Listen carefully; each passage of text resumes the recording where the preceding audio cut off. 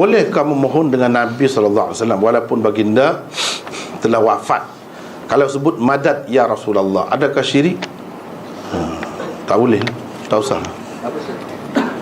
Madad mana? Tolong wahai Rasulullah. Madad ya Rasulullah, tolong wahai Rasulullah. Kita kena kata madad ya Allah. Kalau orang Syiah, madad ya Ali. Itu lebih kurang tu lah. Jadi tak boleh, tak usahlah. Boleh ke situ lah. Boleh ke situ.